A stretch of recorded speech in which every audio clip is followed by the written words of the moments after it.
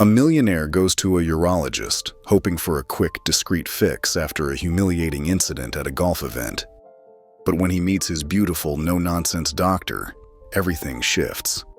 What starts as a routine visit turns into something deeper and far more dangerous.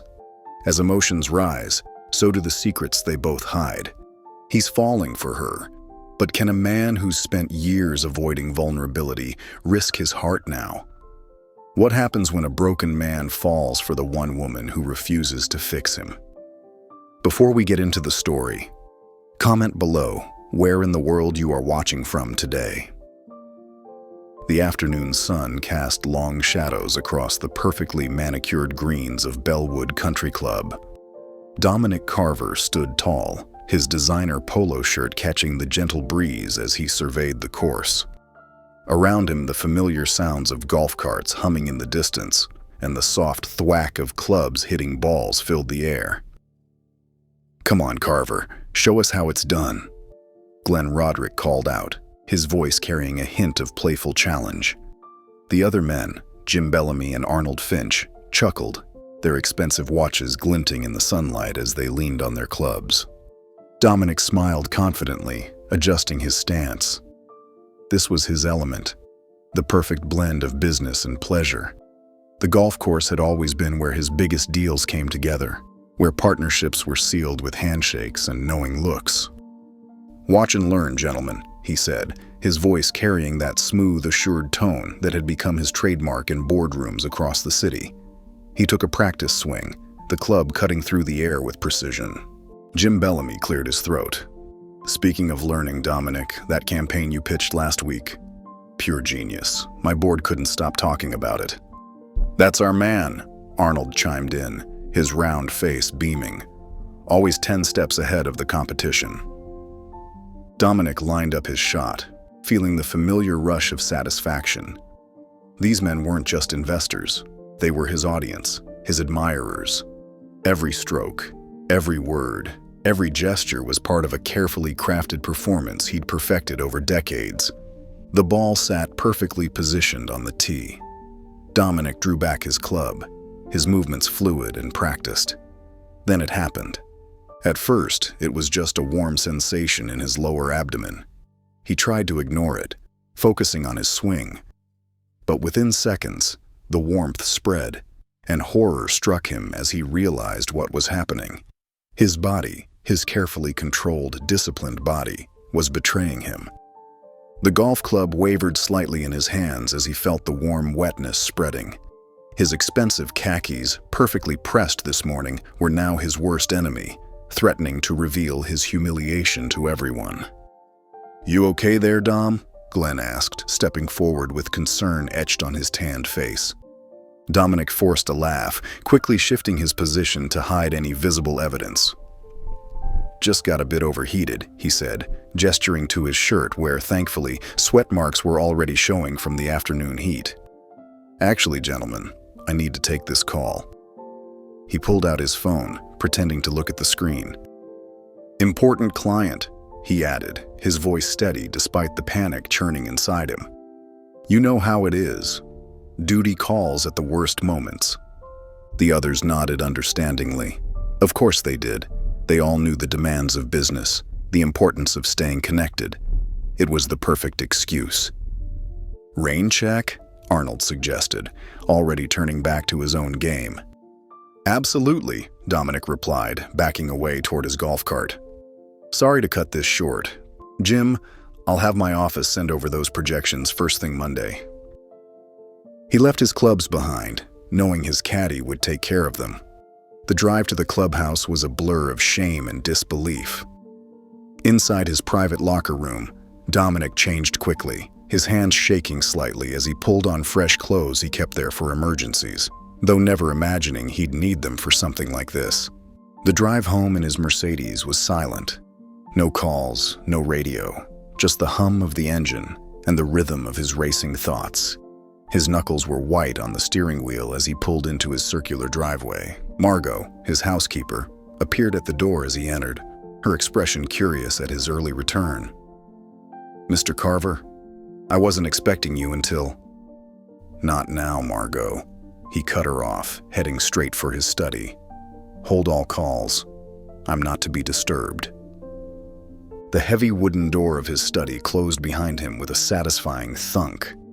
Here, in his sanctuary of leather-bound books and expensive artwork, Dominic finally allowed himself to feel the full weight of what had happened. His phone buzzed, a dinner reminder with Thomas from the London office. Without hesitation, he texted a cancellation, citing an unexpected situation requiring his immediate attention. It wasn't a lie, not really. The leather chair creaked as he sank into it, opening his laptop. The screen's blue light filled the darkening room as his fingers moved across the keyboard. Urologist, private clinic, discreet. Page after page of results appeared.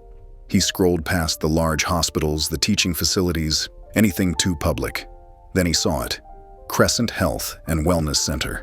The website was tasteful, professional, promising privacy and excellence.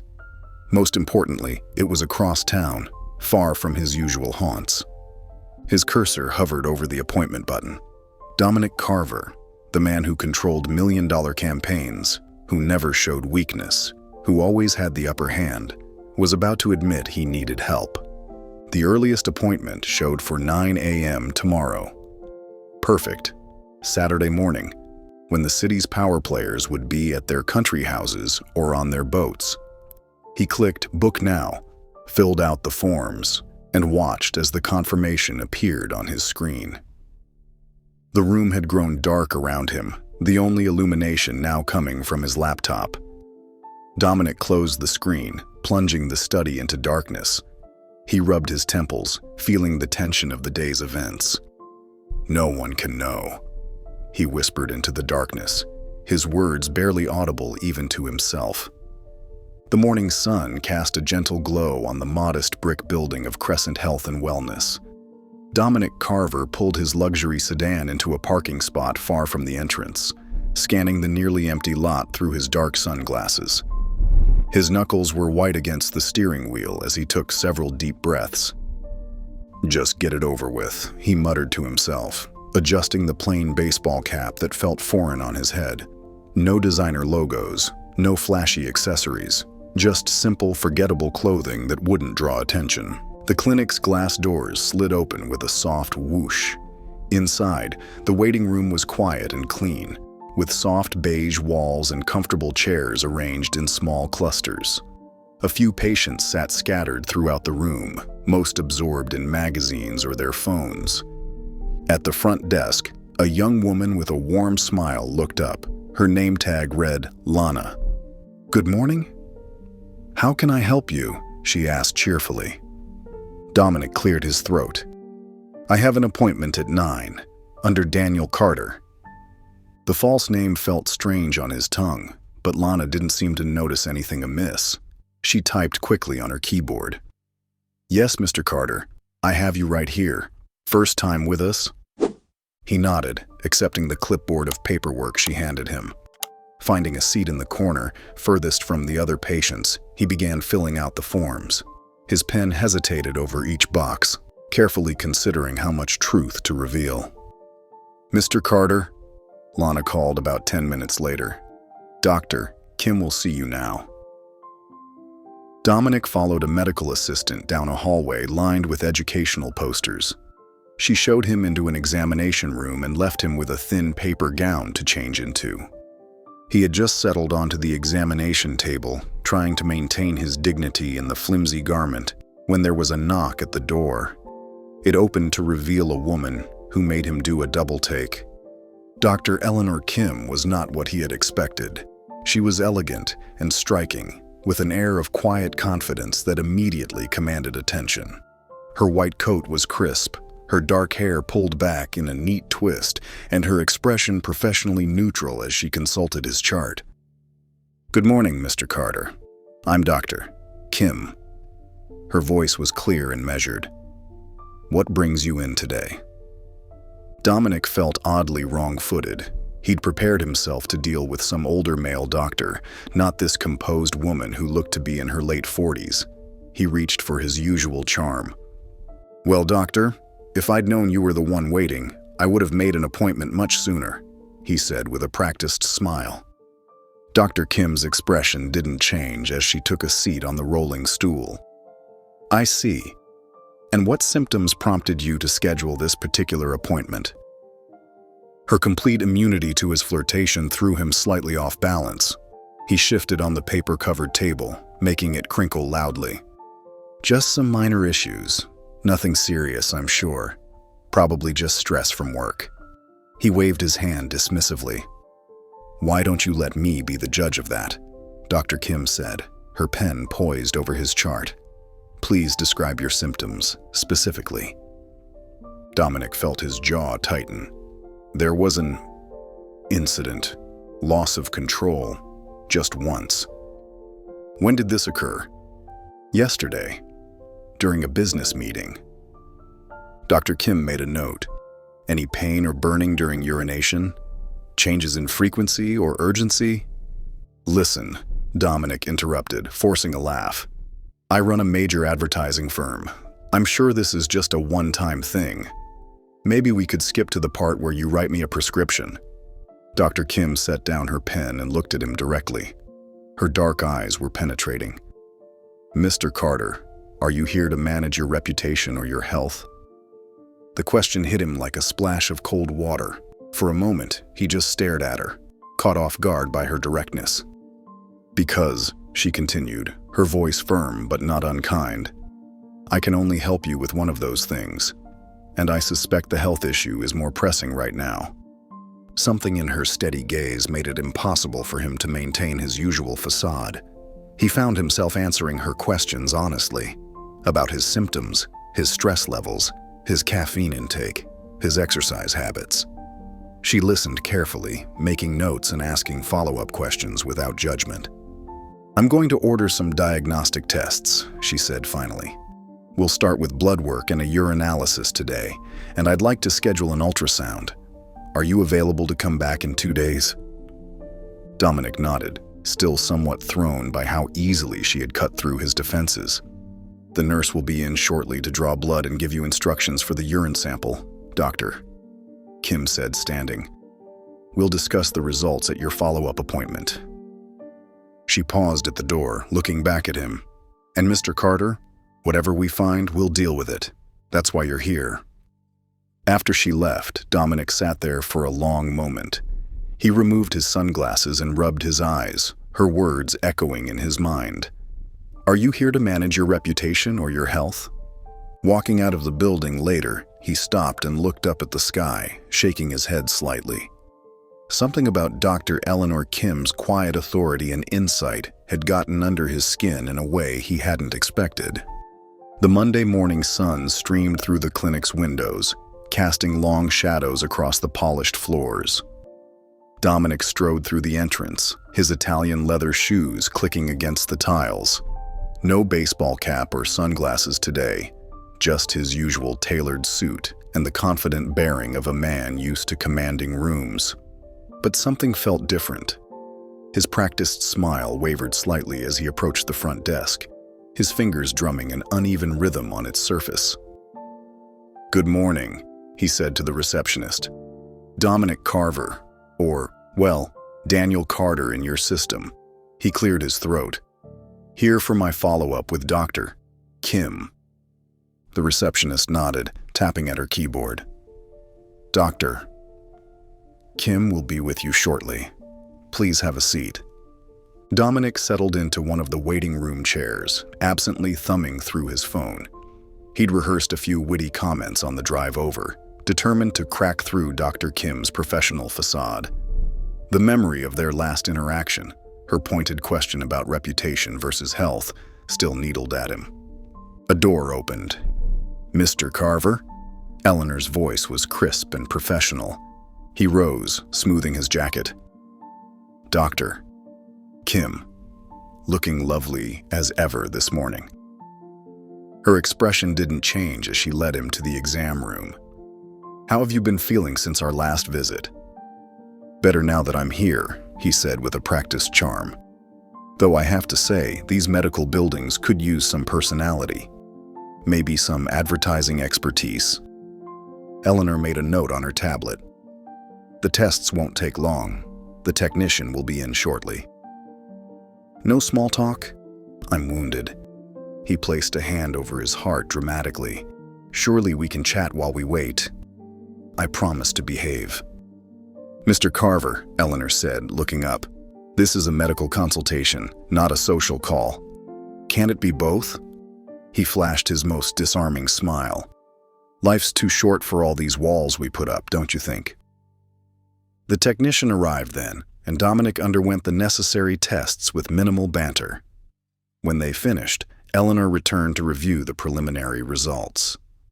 Everything appears routine, she said, scrolling through data on her tablet. We'll need to wait for the full analysis, but I don't see any immediate concerns. Dominic nodded, watching her face. There was something almost mechanical about her movements, as if she'd built careful walls around herself. It reminded him of his own carefully maintained facades. You know, he said, his tone lighter but genuine. I've always hated hospitals. Medical buildings in general, really. Something about the sterility of it all. Makes a person feel small. Eleanor's fingers paused on the tablet. For a moment, she seemed to look through it rather than at it. My mother died in one last year, she said quietly. I was with her every day. The words hung in the air between them. Dominic's practiced smile faded. I'm sorry, he said softly. All pretense gone. I shouldn't have. It's fine. Eleanor's voice was barely above a whisper. You couldn't have known. Their eyes met, and for a brief moment, the carefully constructed walls on both sides cracked. Dominic saw past the professional exterior to a woman carrying her own deep wounds. The grief in her eyes mirrored what he saw in his own mirror each morning since Emily's passing. Eleanor broke the connection first, clearing her throat. We'll have the full results in a few days. The office will call to schedule a follow-up. Dominic nodded, standing slowly. The witty remarks he'd planned earlier felt hollow now. Thank you, Doctor. Kim. He walked down the hallway, his footsteps echoing in the quiet space. At the corner, he glanced back through the glass wall of Eleanor's office. She sat at her desk, staring at her computer screen with an unreadable expression. Something about the image, her solitude, her stillness, stirred an unexpected ache in his chest. For a moment, he stood there, watching her. The confident businessman who always knew what to say found himself wordless, unsettled by the raw humanity they'd briefly shared. Then, adjusting his tie, he turned and walked toward the exit, carrying the weight of their unspoken understanding with him. The Thursday morning air felt thick with tension as Dominic sat in the waiting room of Crescent Health and Wellness. His Italian silk tie felt unusually tight around his neck, and he found himself adjusting it more than necessary. The usual bustle of the clinic was absent today, making the tick of the wall clock sound unnaturally loud. Lana offered him a sympathetic smile from behind her desk. Doctor, Kim will see you now, Mr. Carver. He stood, smoothing his already perfect suit jacket. The walk to Eleanor's office seemed longer than before, each step echoing in the quiet hallway. When he reached her door, he took a deep breath, squaring his shoulders like he was about to enter a board meeting. Eleanor looked up as he entered, her expression professionally neutral. Good morning, Mr. Carver. Please, have a seat. She gestured to the chair across from her desk, a manila folder open before her. Dominic sat down, his posture rigid. Let's get straight to it, shall we? His voice carried its usual confidence, but there was an edge to it now.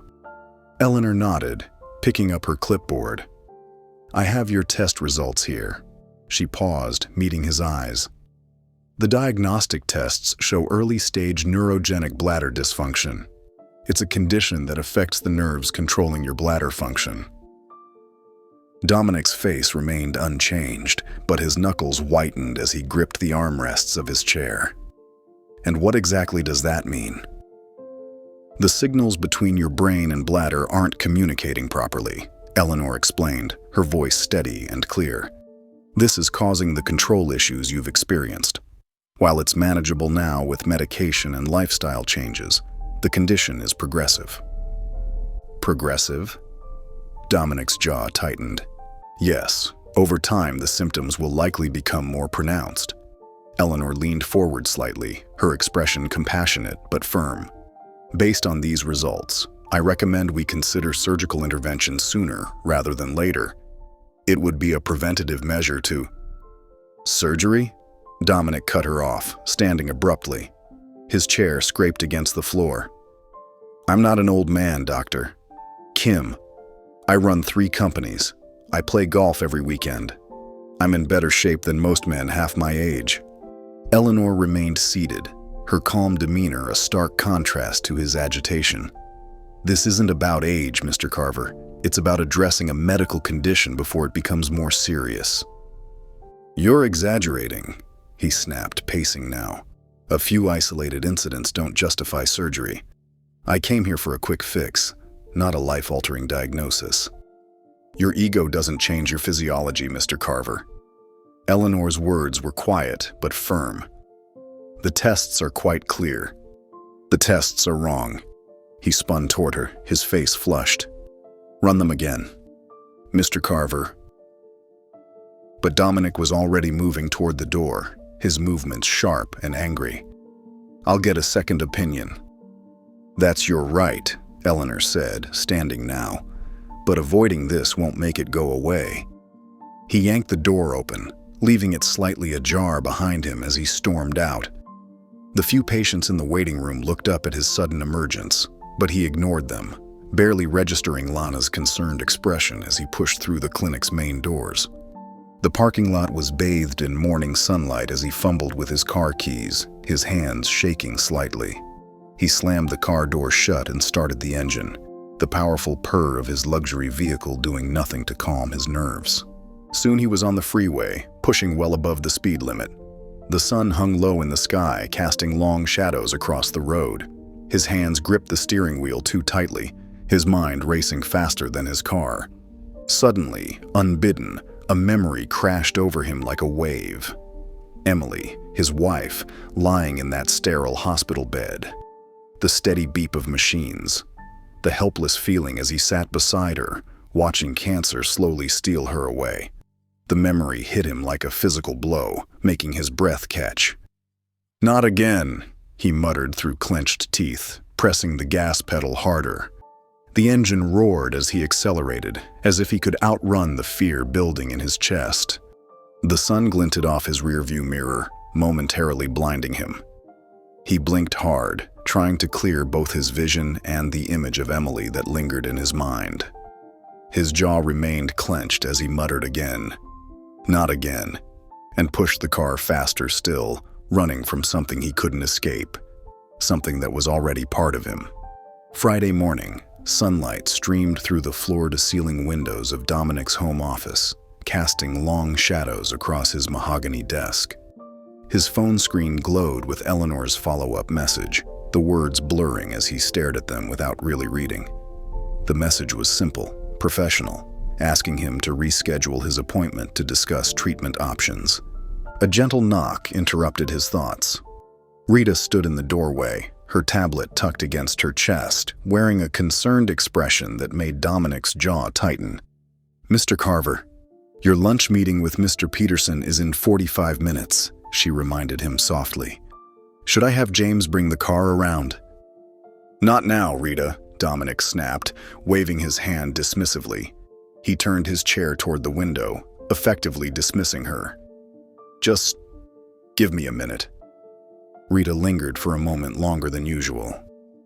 Sir, is everything... I said not now.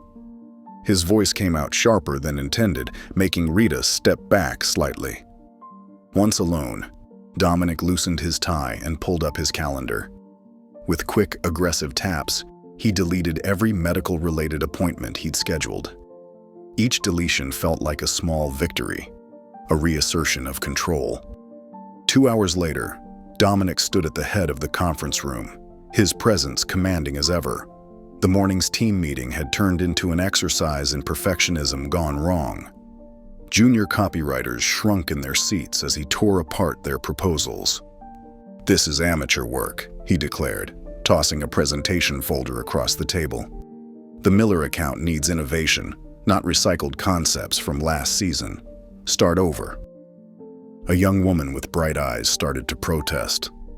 "But sir, the deadline is whenever I say it is," Dominic cut her off. "If you can't handle the pressure, there's the door." Greg Morrison, his longtime associate, watched from the corner with crossed arms and a furrowed brow. After the meeting, he caught up with Dominic in the hallway. "Dom, what's going on?" Greg's voice was low, concerned. "You're usually tough, but this is different." Dominic straightened his jacket, avoiding eye contact. "Just maintaining standards, Greg. Someone has to." The exclusive restaurant downtown buzzed with lunchtime activity as Dominic sat across from Mr. Peterson, one of their biggest potential investors. The meeting was going well. Numbers were solid, projections promising. Then it happened. The familiar warmth, the pressure. Dominic's hand gripped his water glass tightly, his other hand pressed against his thigh under the table. "Not here. Not now." "Excuse me," he managed, standing abruptly. "I think something's wrong with the salmon." He barely made it to the restroom in time. Afterward, he stood at the sink, hands gripping the porcelain, staring at his reflection. Drops of cold water clung to his face where he'd splashed it. The man in the mirror looked unfamiliar, less certain, less in control. Back at the table, he blamed food poisoning. Mr. Peterson seemed sympathetic, but Dominic saw the flash of doubt in his eyes. The rest of the lunch passed in a blur of forced smiles and hollow laughs. Evening found him in his modernist mansion, the space too big, too quiet. He passed through his bedroom, eyes catching on the appointment card sitting on his nightstand. Eleanor's neat handwriting listed the next steps, medications, lifestyle changes. His fingers closed around the card, crumpling it slightly. For a moment, he hesitated. Then, with deliberate movements, he walked to his trash bin and dropped it in. The soft thud it made seemed to echo in the silent room. Dominic moved to his bar cart, the crystal decanters catching the last rays of sunset. He selected his finest scotch, the amber liquid flowing smoothly into a heavy glass. The first sip burned pleasantly, promising temporary relief from the thoughts he couldn't quite suppress.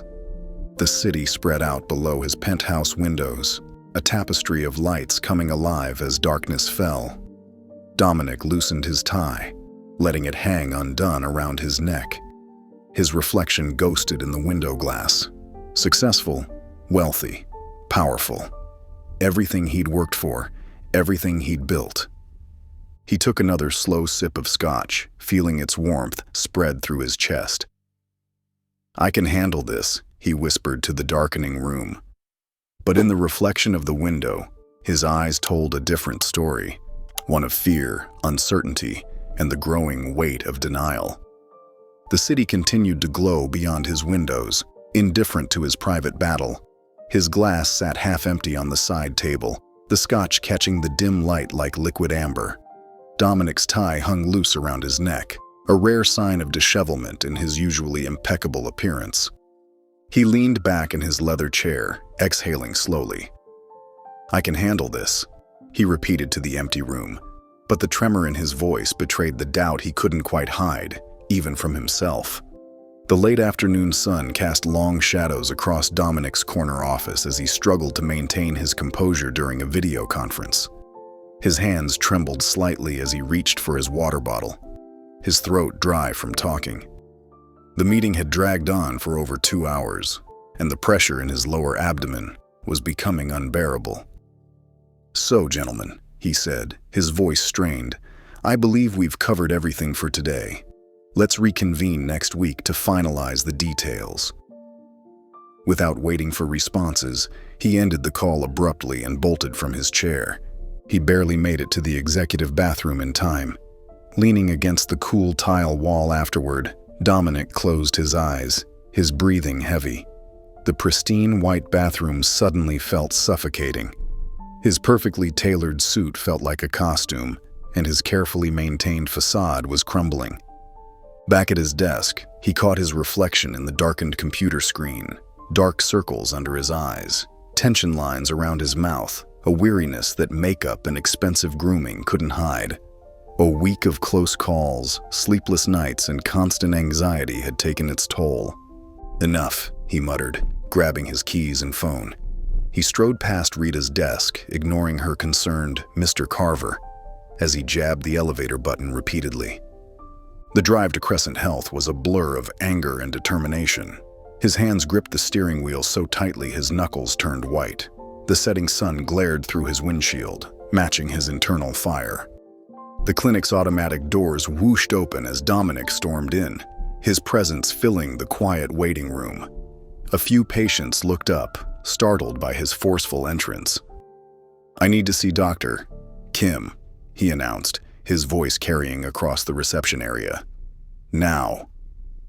Lana, the receptionist, blinked in surprise. "I'm sorry, Mr. Carver, but Dr. Kim is Dash." "Please," he cut her off, his tone somewhere between demanding and desperate. "Just tell her I'm here." Lana hesitated, her hand hovering over the phone. Something in Dominic's expression, a crack in his usual polished veneer, made her reach for the receiver. While Lana spoke quietly into the phone, Dominic paced the waiting room, ignoring the curious glances from other patients. His heart hammered in his chest, anger and fear and something else he couldn't name churning inside him. "Mr. Carver?" Lana's voice was gentle. "Dr. Kim will see you. Down the hall, last door on the right." Dominic strode down the corridor, his footsteps echoing against the sterile walls. He pushed open Eleanor's office door without knocking, ready to unleash his frustration. The words died in his throat. Eleanor sat at her desk, quickly wiping at her eyes with the back of her hand. Her usual composed demeanor was absent, replaced by something raw and vulnerable. A tissue was crumpled in her other hand, and her computer screen showed what looked like patient files. For a moment, they just stared at each other, two people caught in unexpected moments of weakness. Dominic recovered first, his vulnerability instantly morphing back into anger. "What kind of game are you playing?" he demanded, his voice harsh in the quiet room. Eleanor straightened in her chair, visibly pulling herself together. "Excuse me. Last time we met, that whole speech about my ego and physiology, you were trying to manipulate me, weren't you? Make me feel weak, vulnerable." His words came out like accusations, but they sounded hollow, even to his own ears. Eleanor didn't respond immediately. She looked past him, out the window where the sky was turning purple with dusk. When she finally spoke, her voice was quiet.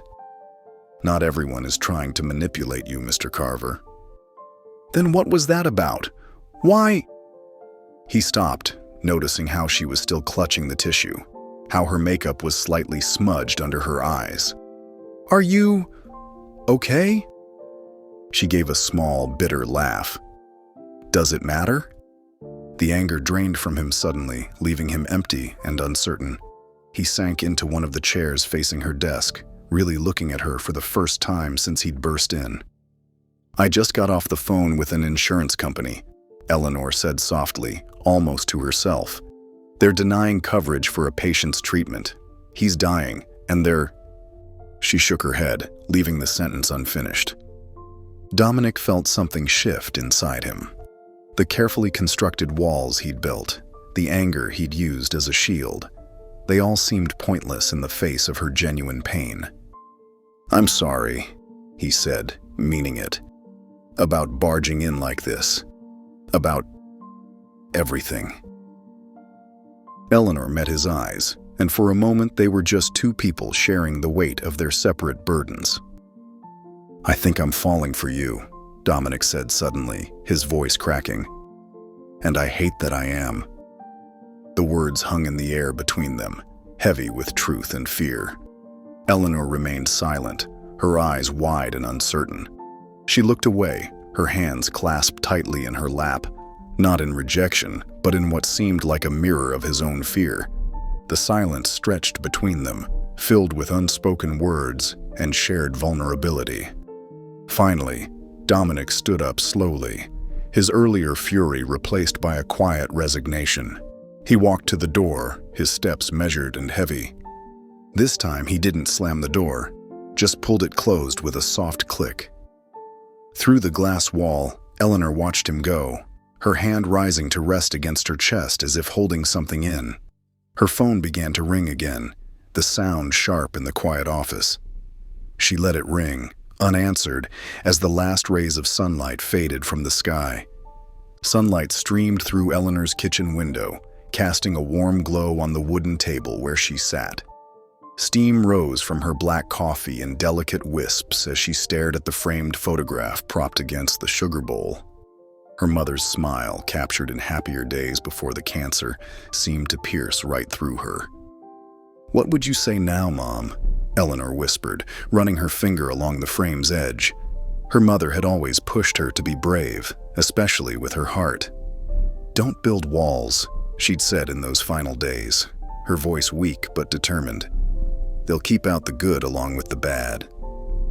Eleanor took another sip of coffee, grimacing at its bitter taste.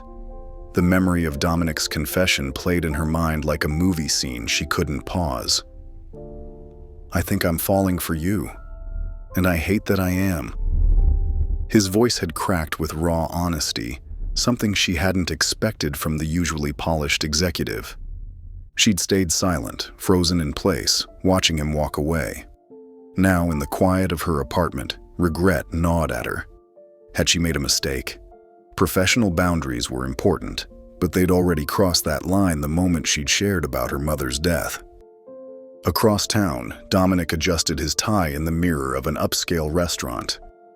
The hostess led him to a corner table where Ashley waited, a striking brunette in her early 40s wearing a navy cocktail dress. His friend Mark had insisted she was perfect for him. "You must be Dominic," Ashley smiled, extending her hand. "Mark's told me so much about you." "All lies, I'm sure," Dominic replied automatically, falling into his usual charm routine. The waiter appeared with menus, and they settled into safe small talk about their careers and mutual connections. Ashley was articulate and engaging, sharing stories about her work as an art curator. Any other time, Dominic would have been intrigued, but his responses felt mechanical, his mind drifting to another woman's quiet strength and penetrating gaze. "Are you all right?" Ashley asked, noticing his distraction. "You seem somewhere else." Dominic forced a smile. "Actually, I hate to do this, but there's an emergency at work I need to handle." He pulled out his phone, pretending to read an urgent message. "I'm so sorry to cut this short." Ashley's expression shifted from confusion to slight hurt. "Oh, of course. I understand." He left enough cash on the table to cover both meals and hurried out, ignoring the guilt that pricked at his conscience. The drive home was a blur of streetlights and scattered thoughts. That night, sleep eluded him. He tossed and turned, his mind cycling between Eleanor's face and the growing fear about his condition. When exhaustion finally claimed him, his dreams were troubled and dark. Morning light filtered through his bedroom curtains when Dominic jerked awake. Something felt wrong. The sheets were cold and wet against his skin. His heart pounded as reality sank in. He'd lost control in his sleep. No, he muttered, throwing back the covers. Shame and anger crashed over him in waves. He stripped the bed with shaking hands, bundling everything into a ball. In the bathroom, he turned the shower on full blast, cranking the temperature until steam filled the space. He stepped under the scalding spray, sliding down the tile wall until he sat on the floor. The water beat against his skin, almost painful in its intensity, but he welcomed the sensation. It was better than feeling helpless. For years, he'd built his life on control, over his company, his image, his emotions. Now, his own body was betraying him. The irony wasn't lost on him. He'd walked away from Eleanor's recommended treatment out of pride, And here he was, exactly as she'd warned he might be. Eleanor's business card still lay on his nightstand where he'd placed it weeks ago. Back in bed, wearing fresh clothes and lying on clean sheets, Dominic stared at the ceiling. The card seemed to mock him from the corner of his eye. His hand moved toward it, hovering in the air, but he couldn't bring himself to pick it up. The morning light grew stronger, filling the room with an unwelcome brightness. Dominic remained motionless, trapped between pride and desperation, as the card waited silently beside him. Monday morning arrived with a crisp autumn chill.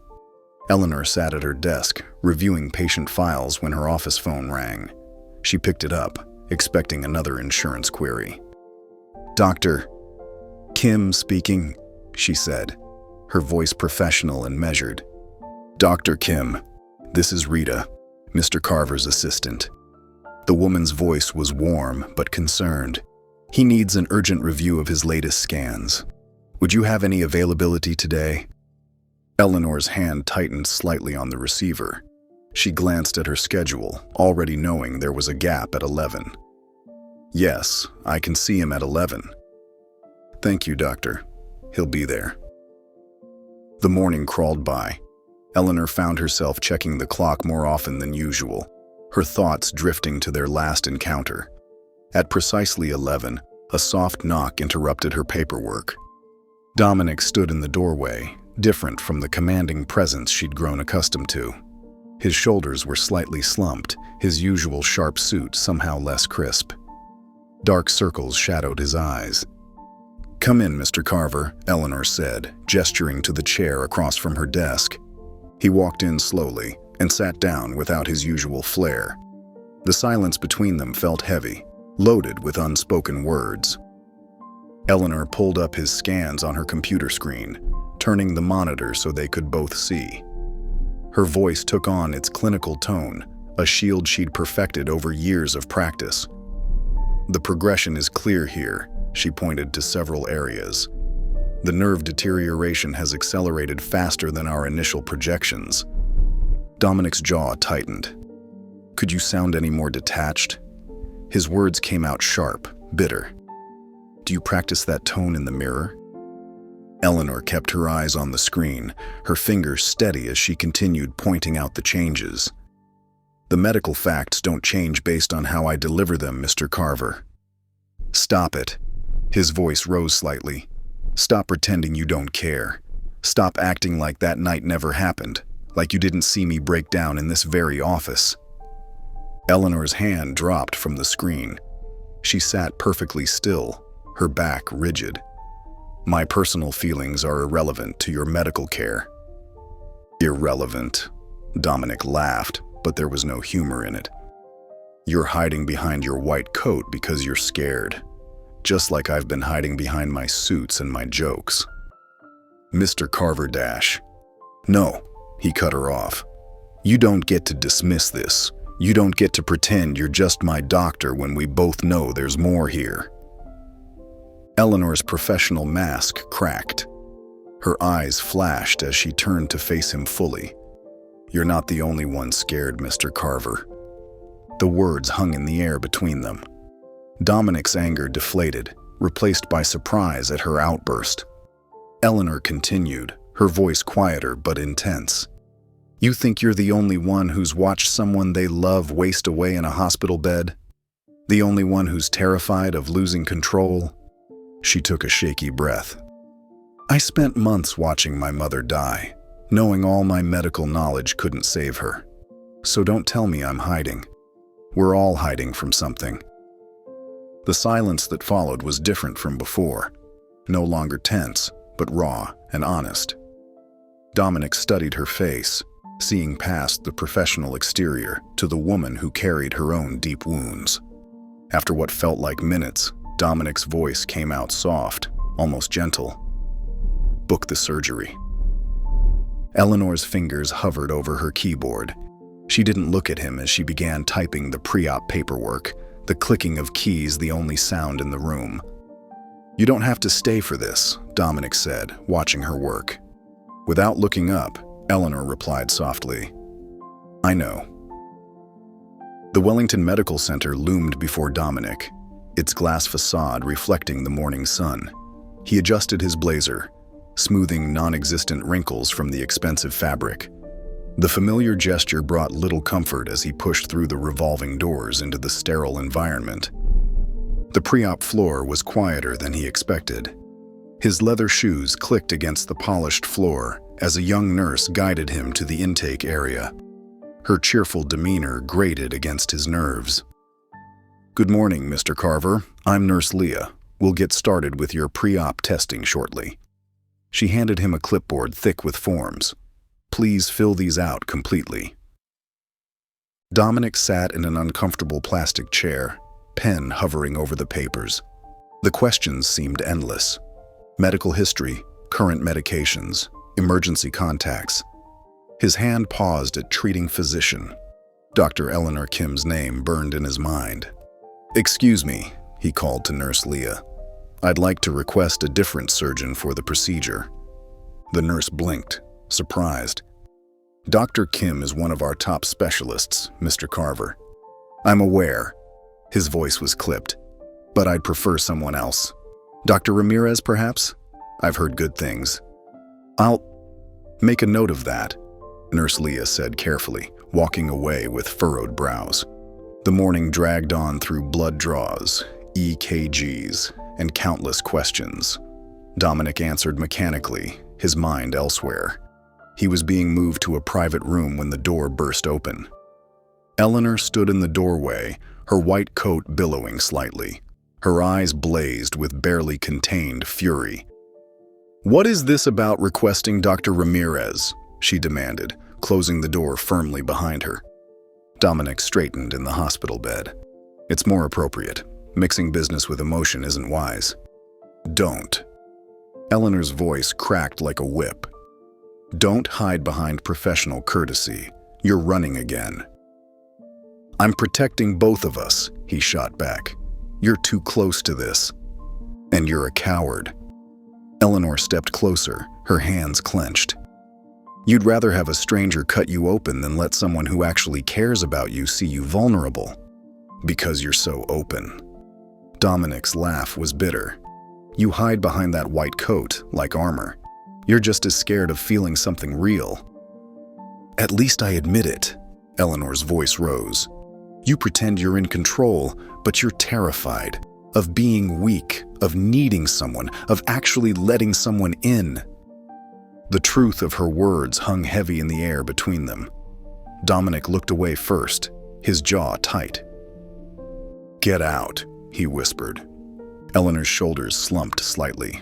Without another word, she turned and left, the door closing softly behind her. The day crawled by. Dominic watched shadows lengthen across the wall as afternoon faded to evening. The hospital's rhythms became muted, visiting hours ending, night shift beginning their quiet routines. He didn't expect her to return. But as the clock ticked past 9, the door opened. Eleanor slipped in. No white coat now, just a simple sweater and slacks. She looked tired, softer somehow in the dim light. Neither spoke as she crossed the room and sat in the chair beside his bed. The silence stretched, not uncomfortable but heavy with unspoken words. Minutes passed. Then Eleanor reached out, gentle fingers brushing a strand of hair from his forehead. The simple gesture carried more tenderness than any words could have. Dominic closed his eyes briefly, letting out a shaky breath. "I'm doing this because of you," he whispered. His voice grew quieter still. "And maybe for me too." Eleanor's hand stilled but didn't withdraw. The steady beep of monitors and the distant sounds of the hospital faded into background noise. Time seemed to suspend itself in that moment. Two people who had spent so long building walls, finally letting them crack, just a little. Finally, Eleanor stood. She looked down at Dominic, her gaze soft and searching, as if committing every detail to memory. "I'll be nearby," she said softly, then turned and walked out, leaving him alone in the quiet hum of the hospital room. The shadows lengthened across the floor, and Dominic lay there, feeling the ghost of her touch on his forehead, knowing something fundamental had shifted between them, something neither could take back now, even if they wanted to. The morning light crept through the hospital windows, casting long shadows across the sterile hallway. At 7 a.m. sharp, Dominic lay on the gurney, his hands gripping the metal rails until his knuckles turned white. He wore a thin hospital gown that made him feel exposed and vulnerable, everything he'd spent his life avoiding. The anesthesiologist, a cheerful man with salt and pepper hair, chatted as he checked Dominic's vitals. "Beautiful morning for a surgery, Mr. Carver. Did you catch the sunrise?" Dominic barely heard him. His eyes remained fixed on the ceiling tiles, counting them one by one. Anything to keep his mind off what was coming. The familiar need to be in control gnawed at him, but here, in this moment, he had none. "Your blood pressure's a bit high," the anesthesiologist noted, "but that's normal before surgery. Try to take some deep breaths for me." Dominic inhaled shakily, his chest tight. The wheels of the gurney squeaked as two nurses began to move him, the sound echoing in the quiet corridor. Each turn brought him closer to the operating room, closer to letting go. Outside the OR doors, Eleanor stood in her crisp white coat, her presence unexpected but somehow inevitable. She wasn't part of the surgical team. She had no medical reason to be there. Yet there she was, her normally composed features tight with concern. Nurse Leah, preparing to wheel another empty gurney down the hall, noticed Eleanor's clenched fists. The doctor's knuckles were white, matching Dominic's own grip on his bed rails. Leah had seen many loved ones wait during surgery, but there was something different about Dr. Kim's stance, professional, yet deeply personal. As the gurney approached the OR doors, Dominic's eyes found Eleanor's. In that brief moment, time seemed to slow. No words passed between them, but volumes were spoken in that single look. His fear, her concern, their shared understanding of what remained unspoken. It all passed between them in seconds.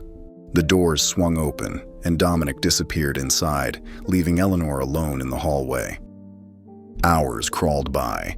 Eleanor paced the corridor, her heels clicking against the linoleum floor. She held charts in her hands, pretending to review patient files, but her eyes barely registered the words. Every few minutes she glanced at the OR doors, watching for any sign of movement. Nurse Leah passed by several times during her rounds, each time noting how Dr. Kim had barely moved from her self-imposed vigil.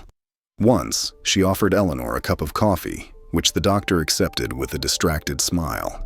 Inside the operating room, Dr. Ramirez worked with practiced precision. The surgery progressed smoothly, each step executed perfectly. The steady beep of the heart monitor provided a rhythm to the careful dance of surgical instruments and skilled hands. Finally, after what seemed like an eternity, Dominic was wheeled into recovery. The anesthesia slowly wore off, leaving him groggy and disoriented. The room came into focus gradually.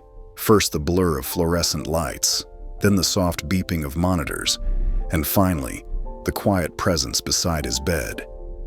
Eleanor stood there, still in her white coat, looking tired but relieved. Her usually perfect hair was slightly mussed, as if she'd been running her hands through it repeatedly. Dominic blinked slowly, his throat dry and scratchy. "You waited," he managed to say, the words coming out rough and quiet. Eleanor nodded, a soft smile touching her lips. The simple gesture carried more weight than any words could have.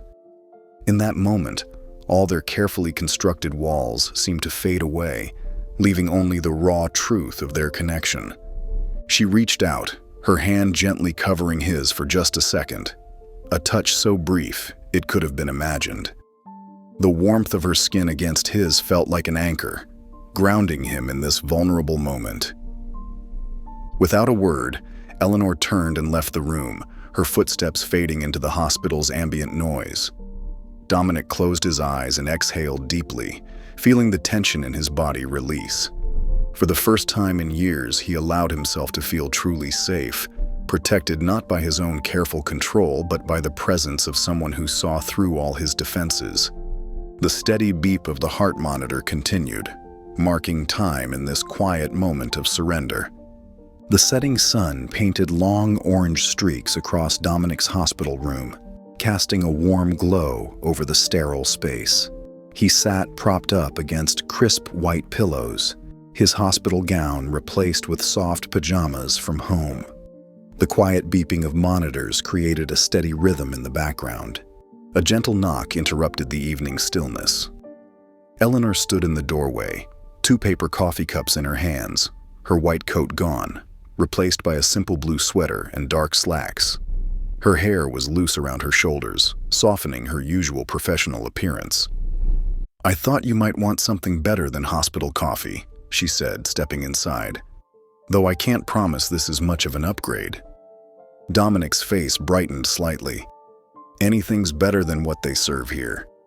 His voice was stronger than yesterday, though still carrying traces of post-surgical fatigue. Eleanor handed him one of the cups and settled into the chair beside his bed. For a moment, they sat in comfortable silence, watching the sky turn purple through the wide windows. "Thank you," Dominic said quietly, "for staying yesterday. You didn't have to do that."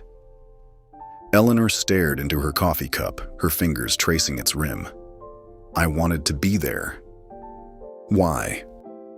His question was soft, but direct. She took a deep breath, her shoulders rising and falling slowly. When she spoke, her voice carried a weight she'd never shown before. "My mother, Hyunji, she passed away last year. Ovarian cancer." She paused, swallowing hard.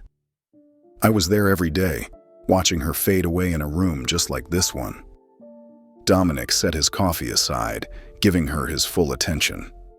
The usual mask of control he wore had slipped away, replaced by genuine concern. "Before she died," Eleanor continued, her voice barely above a whisper, "she told me something I'll never forget. She said, 'Don't close your heart. Don't do what I did.'" She wiped quickly at her eyes. She spent her whole life keeping people at arm's length, and in the end, she regretted it. And here I am, doing exactly what she warned me not to do. "I understand," Dominic said softly. He reached for her hand, his touch gentle. "More than you know." Eleanor looked up, meeting his eyes. "Emily, my wife," he started, his voice catching. "She fought so hard. 3 years of treatments, surgeries, experimental protocols. I threw money at the best doctors, the newest treatments. But in the end," he stopped, his chest tight. "In the end, I couldn't protect her. All my success, all my control, it meant nothing. I was completely powerless." Tears began rolling down his cheeks, the first he'd shed in years. He didn't try to hide them. "I've been running ever since, working harder, controlling more, building higher walls, anything to avoid feeling that helpless again."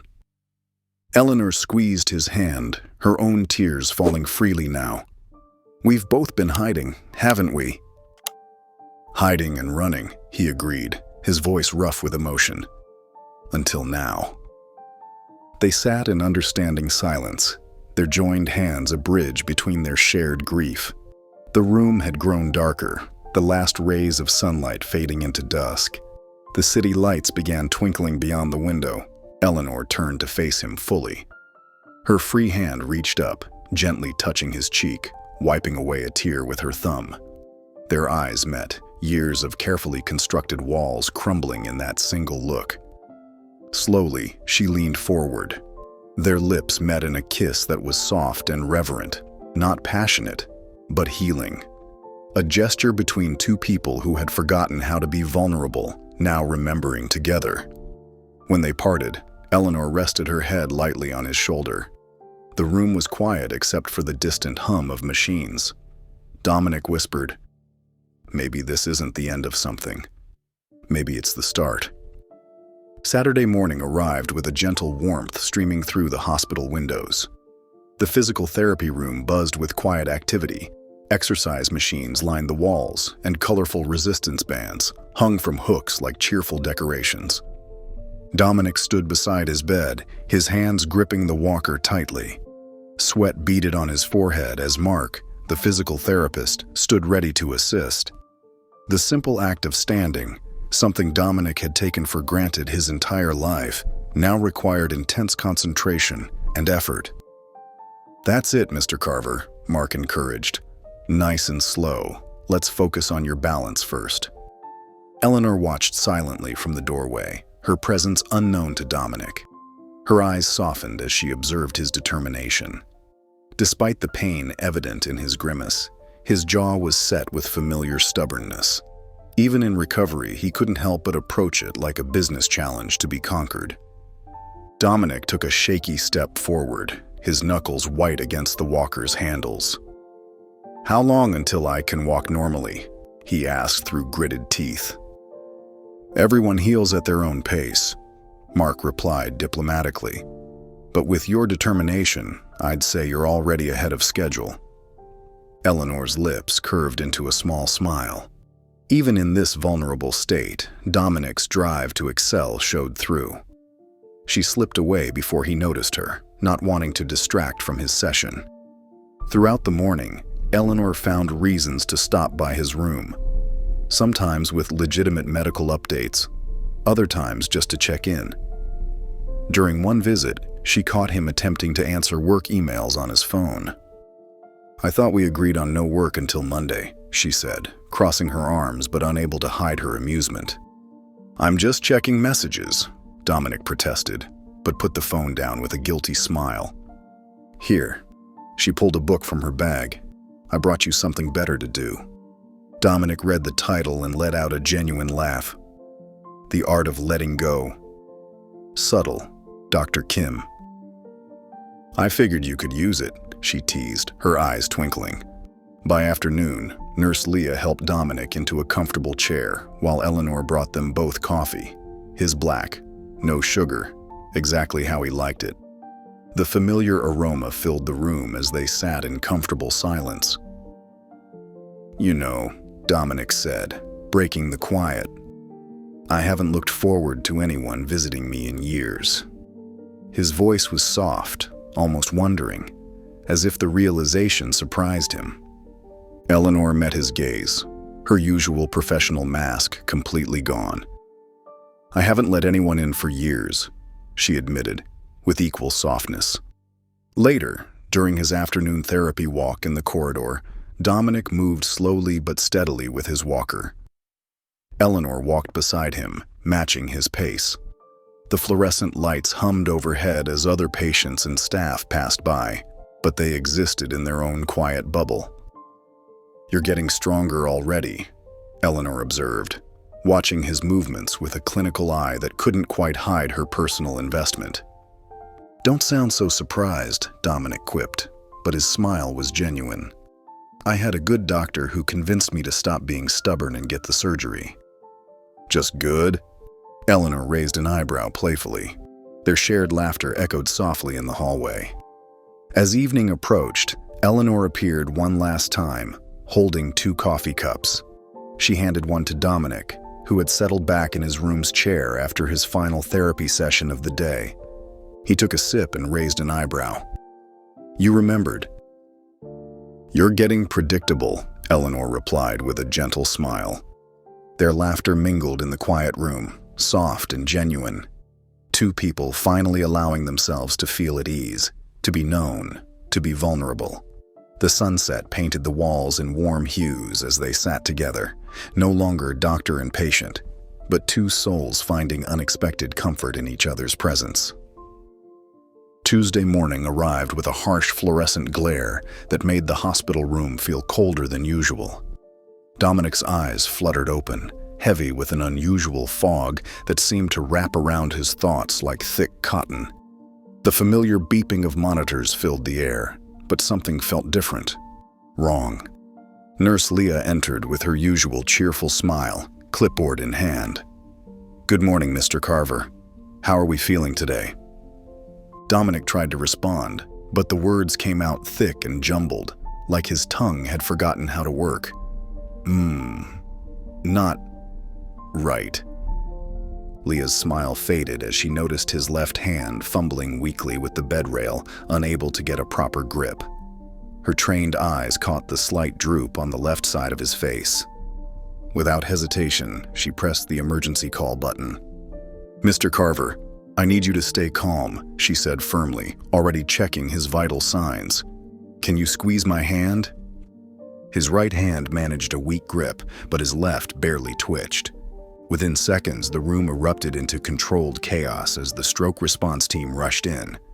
Their voices were clipped, professional, urgent. "Stroke code, room 415. BP 160/95. Left-sided weakness. Onset approximately 5 minutes ago. Get neurology here, stat." The hallway outside filled with the sound of running feet and rolling equipment. Dr. Harmon, the neurologist, arrived within minutes, his presence commanding immediate attention as he began his rapid assessment. Eleanor had just pulled into her usual parking spot when her phone buzzed with the hospital alert. Her heart stopped as she read the room number, 415, Dominic's room. She abandoned her coffee on the car seat and ran, her white coat flying behind her like wings. By the time she reached his floor, the initial crisis had passed. The stroke team had acted quickly, and Dominic was stabilized. But the sight of him made her breath catch. His familiar, strong presence diminished by the event that had blindsided them all. She paused in the doorway, watching Dr. Harmon complete his assessment. "Mild ischemic stroke," he was saying. "Likely a post-surgical complication. We'll start him on blood thinners immediately." Eleanor's medical training warred with her emotional response. She understood the clinical aspects, that post-surgical strokes weren't uncommon, that they'd caught it early, that the prognosis was good. But seeing Dominic like this, vulnerable and weakened, hit her harder than she expected. When the room finally cleared, she moved to his bedside. His eyes were open but unfocused, struggling to track movement. She placed her hand gently over his right one, careful of the IV lines. "Hey," she whispered, trying to keep her voice steady. Dominic's eyes found hers, recognition flickering through the haze. His mouth worked slowly, each word an effort. "Told you, I break easy." The attempt at humor, even now, made Eleanor's eyes sting with tears. She squeezed his hand gently. "You're not broken. You're just giving the nurses extra work to keep them busy."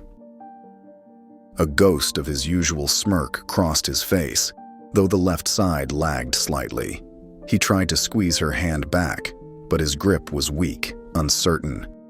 Frustration flashed in his eyes, the same look she'd seen when he first received his diagnosis.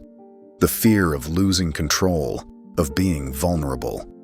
Throughout the day, Eleanor stayed close, watching as various specialists came and went. She observed his speech therapy exercises, saw him struggle with simple tasks like holding a cup, noticed how he tried to hide his growing anxiety behind closed eyes and short responses. The sunset painted the room in soft oranges and pinks, but neither of them really noticed. Eleanor had pulled her chair close to his bed, maintaining their connection through light touches and quiet presence. Dominic drifted in and out of sleep, the medication making him drowsy. As night settled in, the hospital quieted to its usual evening rhythm of soft footsteps and distant voices. Dominic had finally fallen into a deeper sleep, his breathing steady and even. Eleanor sat in the dim light, watching the rise and fall of his chest. She reached out to smooth a wrinkle in his blanket, her hand lingering on the fabric. "Don't you dare disappear on me now," she whispered, her voice barely audible above the gentle hum of machines. The words hung in the quiet room, a plea and a promise wrapped together. Through the window, city lights twinkled like distant stars, while inside, Eleanor maintained her vigil, holding on to hope with the same determination that had brought them this far. Wednesday afternoon cast long shadows through the hospital windows, painting stripes across the linoleum floor of the rehabilitation wing. Dominic stood at the parallel bars, his knuckles white from gripping the metal rails. Sweat beaded on his forehead as he concentrated on making his left leg move forward. "That's it, Mr. Carver," Janelle, the physical therapist, encouraged. "Small steps are still progress." His left foot dragged across the floor, refusing to lift properly. Each movement felt like pushing through concrete. The successful businessman who once commanded boardrooms now struggled to walk 10 feet. "I know how to walk," he forced out, each word a battle against his uncooperative mouth. The slurred speech made his cheeks burn with shame. Nurse Leah stood nearby with a wheelchair, ready if needed. Her presence only heightened his humiliation. He'd rather fall flat on his face than use that chair again. "Let's take a break," Janelle suggested, noting his exhaustion. "No!" The word came out sharp and clear, powered by frustration. Again. Eleanor appeared in the doorway, still in her white coat from her rounds. She watched silently as Dominic struggled through another attempt, her heart aching at the determination etched across his face. "You're pushing too hard," she said softly, stepping into the room. Dominic's jaw clenched. He didn't look at her. "I'm fine." 20 more minutes, Janelle announced. "Then we'll work on speech exercises." The mention of speech therapy made Dominic's expression darken. He'd spent the morning stumbling over simple words while a therapist watched and took notes. Each failed attempt to speak clearly felt like another crack in his dignity. Later, Eleanor walked beside him as he made his way down the hallway, one halting step at a time. Her presence both comforted and infuriated him. He didn't want her to see him like this, weak, broken, less than what he was. "The neurologist says you're making remarkable progress," she offered. Something inside Dominic snapped. "Stop. Pretending this doesn't disgust you." The words came out harsh, bitter. Eleanor stopped walking, shocked by the venom in his voice. "Dominic, you deserve someone whole," he continued, each word a struggle but powered by self-loathing. "Not this. Not me." His voice cracked on the last word, but he covered it with a flash of anger. Eleanor's face softened with understanding and hurt. "You don't get to decide what I deserve," she said quietly.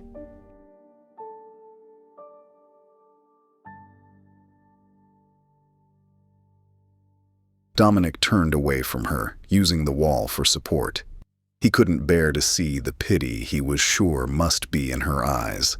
The same look his wife Emily had given him near the end, when he couldn't protect her from cancer. Now here he was, on the other side, becoming someone else's burden. The silence stretched between them, heavy with unspoken words. Eleanor stood perfectly still, her hand half raised as if to touch him, then slowly lowered it. "Mr. Carver," Nurse Leah called from down the hall, "it's time for your medication." Dominic didn't respond, keeping his back turned to Eleanor. He heard her soft footsteps moving away, then the gentle click of the door closing behind her. Only then did he lower his head into his hands, his shoulders shaking with emotions he refused to name. The room felt suddenly vast and empty, filled only with the steady beep of monitors and the weight of his choice to push away the one person who saw past his broken pieces. The hospital settled into a different rhythm without Eleanor's presence. Thursday morning dawned with the usual bustle of shift changes and medication rounds, but something vital was missing. Dominic noticed it in the smallest details. No coffee appearing mysteriously at his bedside, no quiet knock at unexpected moments, no gentle smile from the doorway during therapy. Nurse Leah checked his vitals with professional efficiency. "Blood pressure's looking better today, Mr. Carver." He managed a nod, his speech still halting but improving. "Thank you." The physical therapy sessions with Janelle grew longer, more demanding. His left side was slowly regaining strength, but each achievement felt hollow without Eleanor there to witness it. When he finally managed to walk the length of the corridor without the parallel bars, Janelle clapped enthusiastically.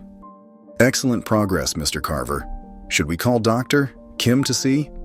"No," he said sharply, then softened his tone. "Please, don't." Friday brought rain against the windows, matching Dominic's mood.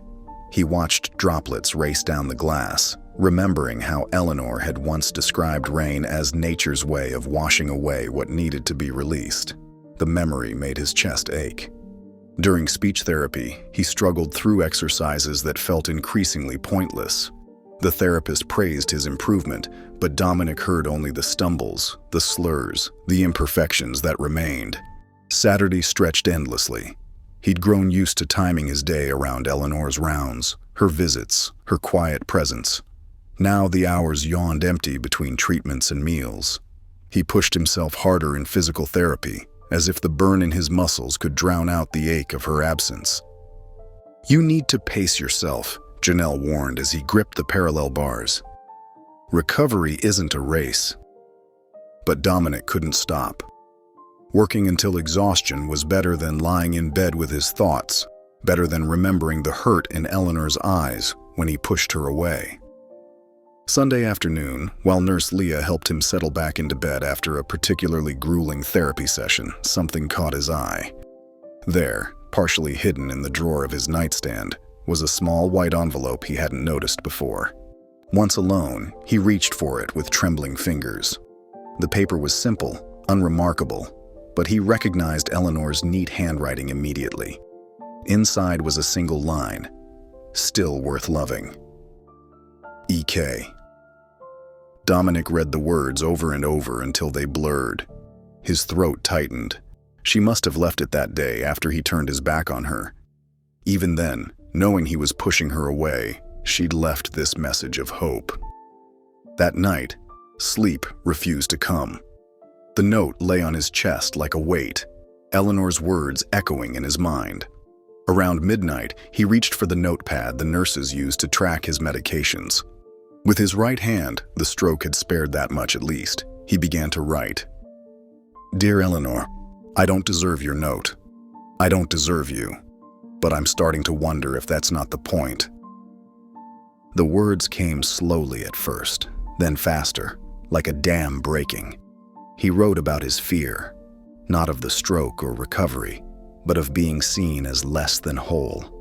He wrote about Emily's death, how powerlessness had nearly destroyed him then, and how facing it again terrified him now. When he finally set down the pen, his hand was cramped, but his mind felt clearer than it had in days. Friday's letter was shorter but more focused. "I push people away before they can leave. It's easier than risking loss again. But you see through that, don't you? You always have." Saturday night, he filled 3 pages, describing memories of their coffee conversations, the way she'd call him out on his deflections, how her presence made him feel simultaneously vulnerable and safe. Sunday evening found him writing his 5th letter, this one about hope, how she'd planted its seeds even when he was determined to remain barren soil. He wrote about the future, uncertain but possible, and how her absence had taught him more about presence than he'd ever understood before. The city lights twinkled beyond his window as he set down his pen. None of these letters would ever reach Eleanor. They weren't meant to. They were a bridge between the man he'd been and the one he was becoming, one painful truth at a time. Looking out at the distant lights, Dominic whispered 2 words he'd been too proud to say before. "Come back." The letters lay in his drawer, next to Eleanor's note. 5 nights of honest reflection, 5 chapters of healing, 5 steps toward the kind of vulnerability he'd spent a lifetime avoiding. They were his private testimony to change, written in the language of loss and hope, in the quiet hours when truth speaks loudest. His left hand still trembled as he touched Eleanor's note one last time before trying to sleep. Outside, the city continued its nighttime rhythm, indifferent to the small victories and vast revelations happening within the hospital walls. But in room 412, something had shifted, not just in muscle and nerve, but in the deeper tissues of the heart. 3 weeks had passed since those lonely nights of letter writing in the hospital. The transitional rehab facility was different, brighter, more focused on recovery than illness. Sunlight streamed through large windows, and the hallways echoed with the determined footsteps of patients working toward independence. Dominic stood at the window of his private room, watching other residents in the garden below. His left side was stronger now, the dragging leg more cooperative, though not perfect. Speech therapy had worked wonders. His words flowed more naturally, with only occasional hesitation on complex sentences. The morning routine had become familiar. Breakfast, physical therapy, speech exercises, lunch, more therapy. But today felt different. Something had shifted inside him, like pieces finally settling into their proper places.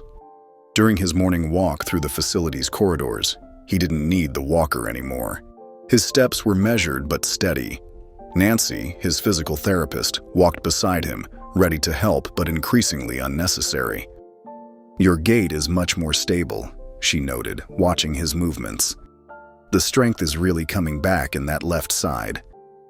Dominic nodded, focused on maintaining his rhythm, one foot in front of the other. Like everything else in life, he thought, it came down to taking the next step. Around noon, Rita arrived. She carried her usual portfolio and tablet, dressed impeccably as always. Her smile was warm but concerned as she settled into the visitor's chair in his room. "The board is asking about your return timeline," she said, pulling up some notes. "They're willing to be flexible, of course, but they'd like to start planning." "I'm not coming back," Dominic interrupted quietly. Rita's fingers froze over her tablet. "I'm sorry?" "Not yet, at least." He turned from the window to face her. "There's something else I need to do first." Rita watched as he moved to his bedside table, his movements deliberate but smooth. He pulled out a stack of handwritten pages, the letters he'd written during those dark nights in the hospital. One in particular he'd reread so many times the edges were soft. "I've been writing," he explained, settling into his chair. "Not proposals or contracts. Something more important." Rita's expression softened with understanding. She'd known him long enough to recognize when something fundamental had changed. "Dr. Kim?" she asked gently. Dominic nodded, running his thumb along the edge of the papers. "I pushed her away when I needed her most. Pride, fear, the usual suspects." He gave a small, self-deprecating laugh. "But these past weeks, something's become clear. All this recovery, all this work, it means nothing if I can't be honest about what matters." Rita set aside her tablet completely. "And what matters?" "Her." His voice was quiet but certain. The way she saw through every defense. How she stayed even when I tried to drive her away. Until I finally succeeded. He picked up the letter he'd read so many times. "I wrote this the night after my stroke. It's the most honest I've ever been, with her or myself." Rita watched as he carefully folded the letter and slipped it into a fresh envelope. His handwriting was stronger now as he wrote out the clinic's address, each letter precise and intentional. "Would you mail this for me?" he asked, holding out the envelope. Rita took it with the same care she'd handled crucial contracts. "Of course." After she left, Dominic returned to his therapy sessions with renewed focus. Each exercise, each small victory, felt like one more step towards something greater than just physical recovery. 2 days passed. Tuesday afternoon found Eleanor in her car, exhausted after a long day of patients and paperwork. The setting sun cast long shadows across the clinic's parking lot as she checked her mailbox. A habit she'd maintained, even though she'd stopped expecting anything particular. Among the usual medical journals and insurance notices was a plain white envelope.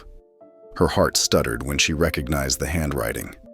With trembling fingers, she opened it, unfolded the pages, and began to read. "Dear Eleanor, I'm writing this from my hospital bed, hours after pushing you away.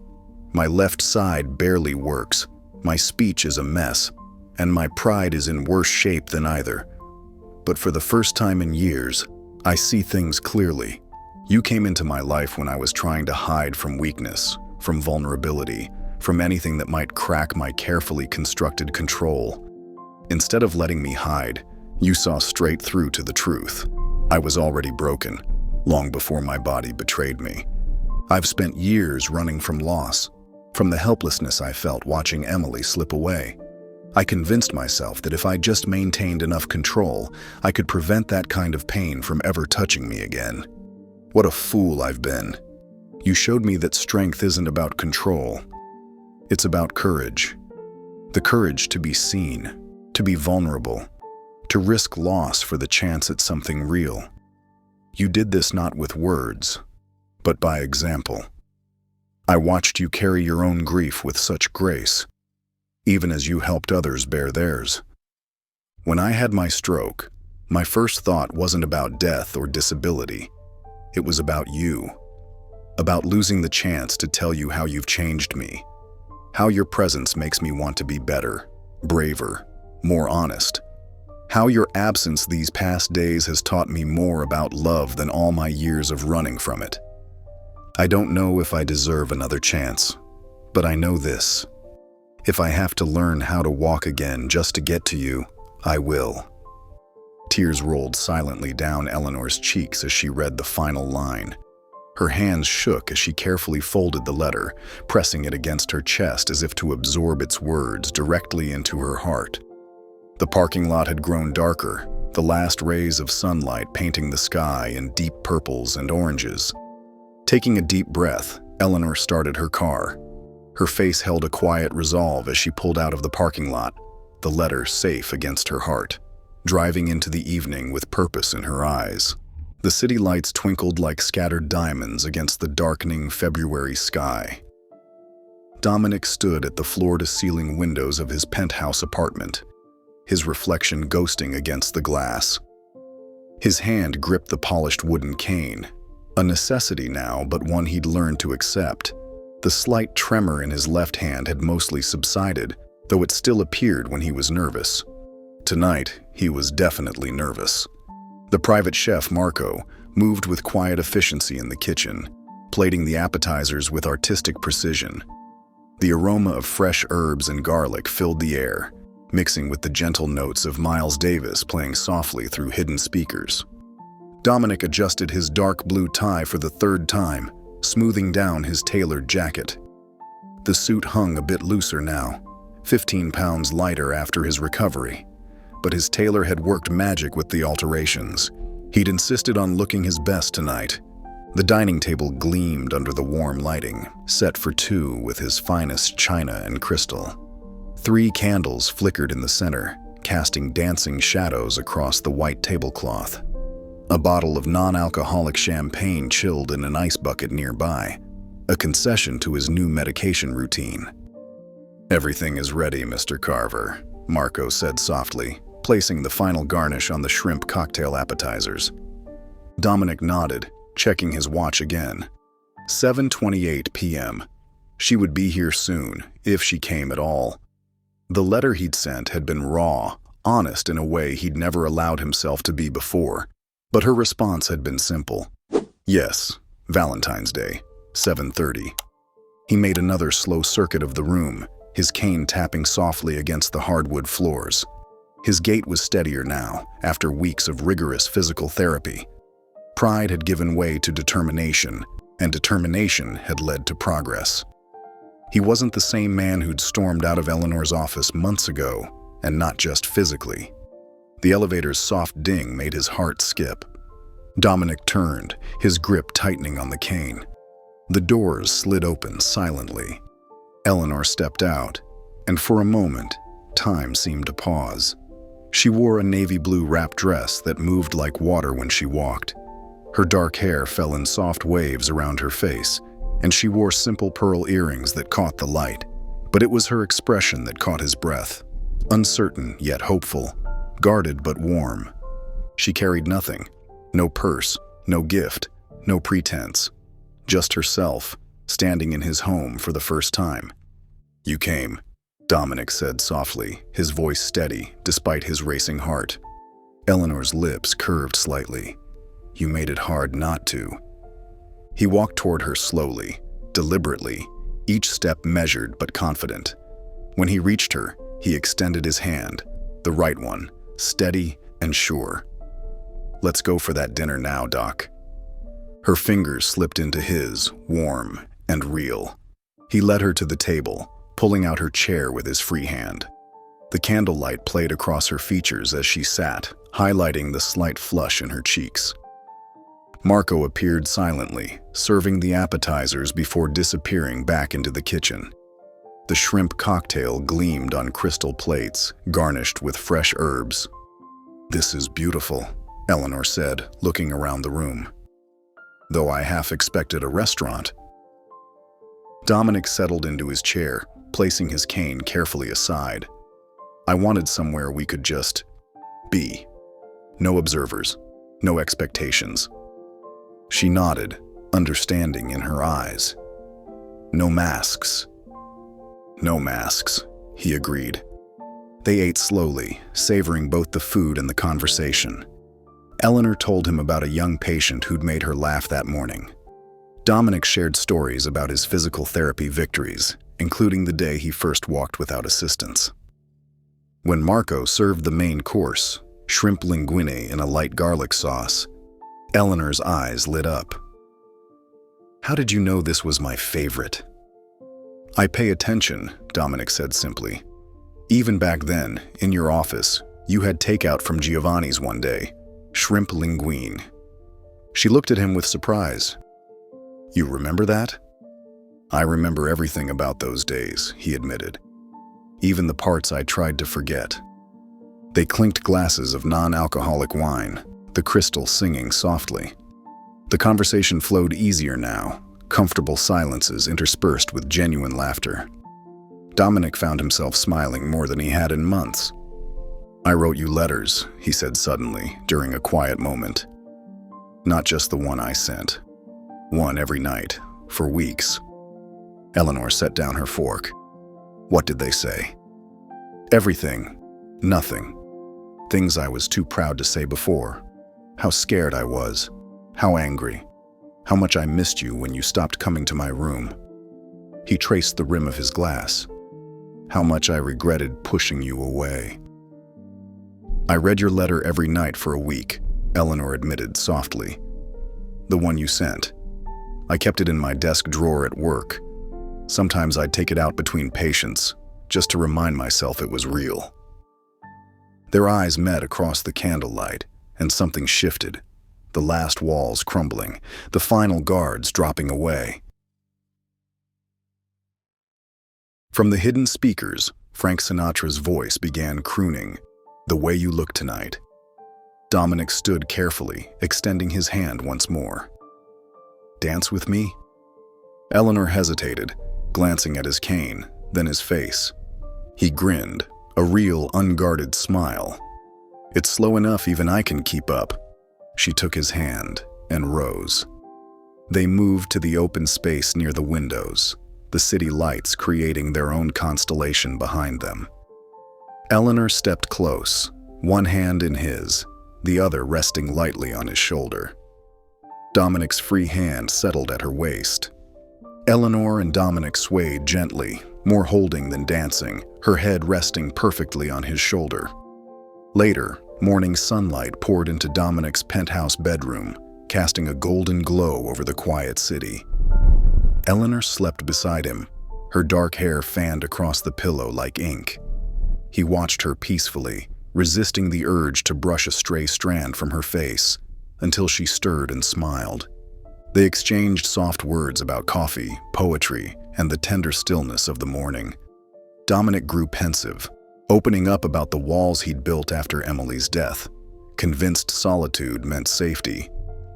Eleanor gently reminded him he hadn't needed saving, just remembering he still held the key. Their fingers intertwined as they spoke of small but meaningful promises, morning walks, late dinners, honesty. "You didn't fix me," Dominic said. "You saw me." Eleanor smiled. "We did that for each other."